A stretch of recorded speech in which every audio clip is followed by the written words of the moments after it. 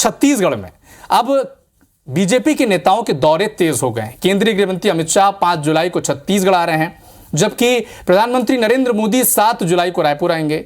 लेकिन उनके दौरे से पहले कांग्रेस और बीजेपी नेताओं में लगातार जुबानी जंग बढ़ती जा रही है। एक रिपोर्ट पहले दिखाते हैं, फिर इस पूरे मसले को डिकोड करेंगे।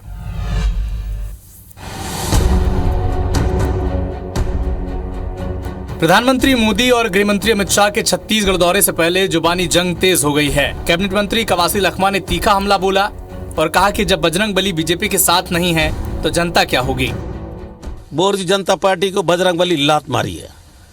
अभी भगवान भी उनके साथ नहीं है, बजरंगबली भी नहीं है, फिर आदमी कहां से रहेंगे। इसलिए आने वाला समय में दक्षिण भी हमारा, उत्तर भी हमारा। कांग्रेस नेताओं के तंज से बीजेपी खेमे में जबरदस्त नाराजगी है। कवासी लखमा जी मंत्री हैं, अपने सरकार की उपलब्धि, अपने सरकार के कामों की जानकारी दें। कितने वादे पूरे किए, शराबबंदी हो गया क्या, बेरोजगारों को रोजगार मिल गया क्या। कांग्रेस पार्टी घबराई हुई है, डरी हुई है और इस कारण से आज वो अनाप शनाप बोलने पर मजबूर हो रहे हैं। चुनावी साल में छत्तीसगढ़ में दिग्गजों का दौरा बढ़ता ही जा रहा है। ऐसे में एक और चुनावी मैदान में मुकाबला दिलचस्प हो रहा है, तो दूसरी ओर जुबानी जंग सियासी तपिश बढ़ा रही है। तो छत्तीसगढ़ और मध्य प्रदेश में बीजेपी के बड़े नेताओं के दौरे लगातार बढ़ते जा रहे हैं, लेकिन ऐसा हो क्यों रहा है, इसको डिकोड करते हैं। दरअसल 2024 के लिहाज से मध्य प्रदेश और छत्तीसगढ़ बीजेपी के लिए बेहद खास है। एमपी की 29 लोकसभा सीट है, तो वहीं छत्तीसगढ़ में 11 लोकसभा सीटें, यानी दोनों राज्यों को मिलाकर कुल 40 सीटें हैं। और फिलहाल जो इन 40 सीटों में से 37 सीट बीजेपी के पास है, यानी लगभग 95% से ज्यादा सीट बीजेपी के पास एमपीसीजी की लोकसभा सीटें हैं। और बीजेपी इस बढ़त को हर वक्त कायम बढ़त बनाना ही चाहती है, कायम रखना चाहती है। इसलिए लगातार बीजेपी का केंद्रीय नेतृत्व मध्य प्रदेश और छत्तीसगढ़ के दौरे पर हैं।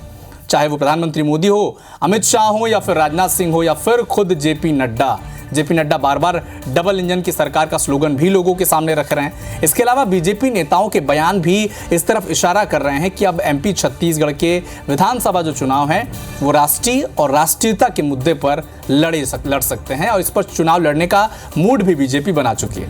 इसके अलावा 2023 में 5 राज्यों के चुनाव से 2024 का मूड भी सेट होना है। जाहिर है बीजेपी 2018 वाले नतीजे नहीं दोहराना चाहिए। आपको याद होगा 2018 में जब चुनाव हुए थे मध्य प्रदेश, छत्तीसगढ़ और राजस्थान में, तो कांग्रेस ने बीजेपी को तीनों ही राज्यों में सत्ता से बेदखल कर दिया था, अपनी सरकार बनाई थी।